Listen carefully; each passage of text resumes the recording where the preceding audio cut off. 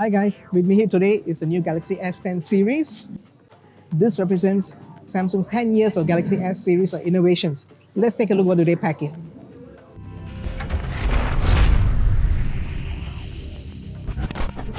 In my hands here is the S10 on my left, on the right is the S10 Plus. Okay.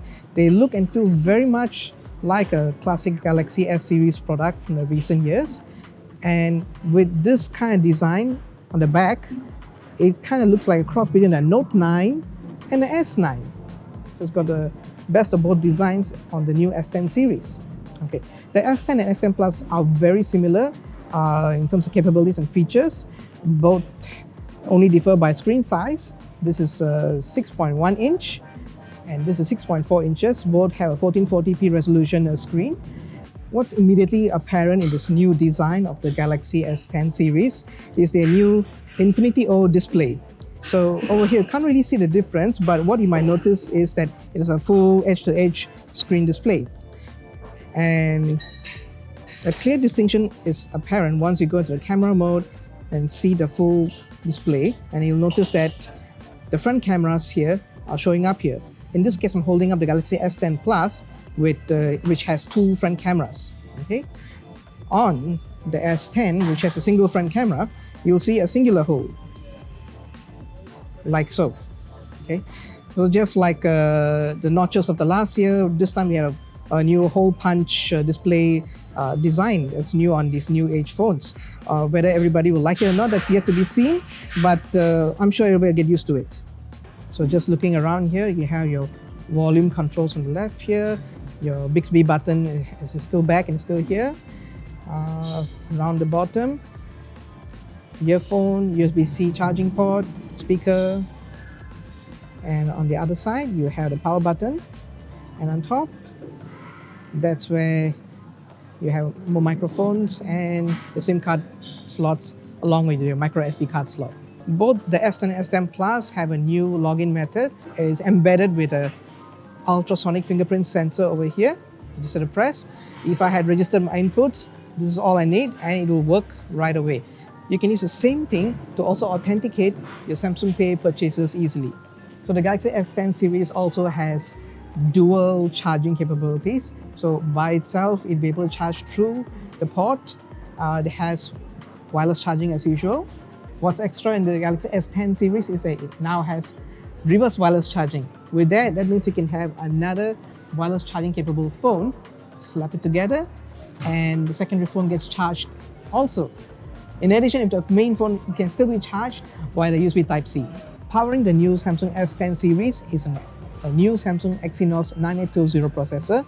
The highlight feature being its NPU, a neural processing unit engine built inside the processor and the phone that will enable it to do a few things such as accurate battery optimization based on your usage and routine. It can even improve your night shots based on a scene optimizer and more. And it does a lot of heavy lifting that was not possible previously. Next up, let's talk about storage. All the Galaxy S10 models this year has a baseline of at least 128 GB. So that is double the capacity of last year's models. And if you go with the larger S10 Plus version, you can opt for storage up to 1 terabyte. So in my hand here is the ceramic editions that is starting from 512 GB and it can go up to 1 terabyte in capacity. So the Galaxy S10 and S10 Plus have 3 cameras in the rear. One main 12 megapixel dual focus, dual pixel camera capability. Second one is a telephoto lens for 2x optical zoom. And thirdly, you have the ultra-wide camera. Where they differ is the front cameras. The S10 Plus has a 10 megapixel f1.9 camera in the front and a depth sensor. So this camera will give you better bokeh and beauty shots, right? Whereas on the S10, the smaller S10, has just a single camera in front. Seen here is the standard rear camera at work. I can now engage telephoto lens, so 2x zoom. Let's go back to the normal, and you can go wide. So right now I'm getting 123 degrees of FOV. It's great for landscape shots, But if it's having people up front over here, beware that you might see some warping in the corners. But otherwise, it's great for landscape shots. In terms of modes, by default, you have food, panorama, pro shots for all your manual controls, live focus with you see this FX applied immediately, and then you have video, super slow-mo, slow motion, hyperlapse. Most of these are all what you've already experienced in the Note 9 and S9 series. What you would like to check out over here is the NPU at work, suggesting you where to place your focus points for the best shot, or at least that's what it thinks. So you can see here, the Galaxy S10 really covers all your shooting needs, both for your beautification, selfie purposes, as well as if you want to zoom right in or go all wide out, you have all the focal lengths covered. In terms of colors, Samsung has something new this time around. They call the Prism series of colors. Here we have Prism Black, Prism White, and Prism Green. Okay. It's got a nice sheen to it. Some may feel it looks plasticky, but this has a nice pearl finish.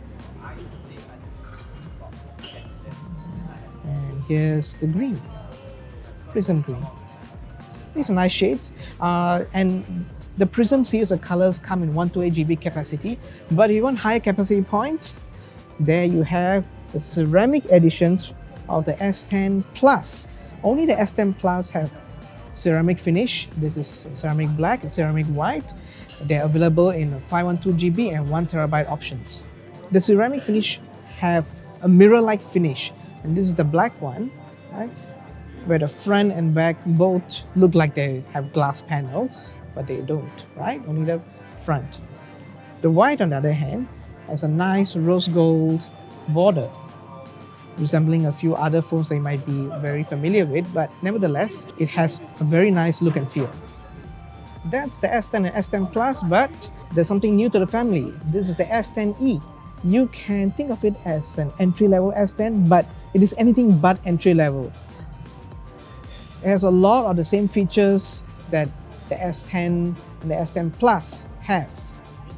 But the key things where the S10e differs is it has two cameras instead of three in the back. What it has is the same main camera, 12 megapixel, dual focus capability, along with one ultra-wide camera. Okay? What it's missing is a telephoto lens. In the front, you still have the same selfie camera, the same 10 megapixel camera, and it is lacking the ultrasonic fingerprint sensor. Instead, it has a fingerprint sensor built into the power button on the side. So you can see it's a nice big oblong here with a built-in fingerprint sensor on it. It is a nice feature, but we really wish it had the same ultrasonic fingerprint sensor as well. In terms of design, you can see that it has a flat glass finish. It doesn't curve with the edges like the S10. Okay. So you could say that this has a more show-handed feel, and it's also a teeny bit smaller. So the S10e comes at 5.8 inches in screen size and has a 1080p resolution, whereas the S10 and S10 Plus, they are available in 6.1 and 6.4 inches and are 1440p resolution. So apart from that, everything else is very similar in terms of features and capabilities. They're very close. So you could say that this is a great option for those looking for a compact phone with all the high-end features. So let's talk about price and see whether if it's really worth it. Okay. Let's talk about the smallest one, S10e. Okay, so this is what we last ended off with, and it's going for $1,078. Okay, and it has 128 GB in capacity. Next up, if you want to go a bit further up, it's probably my favorite, the S10, which has all the features. You don't miss anything else out. If you go with the Prism Color editions and 128 GB capacity points, it starts off at 1298 for all three color variants. Where it gets more interesting is the S10 Plus. Starts off at a 128 GB capacity edition for 1398. So only about $100 off. You get a larger screen, the extra camera, and a much larger battery capacity. This guy has 4100 mAh versus 3400 on the S10. So while in terms of size and features, this has it all, the S10 Plus is much better fit for long-term use and if you're doing a lot of selfies.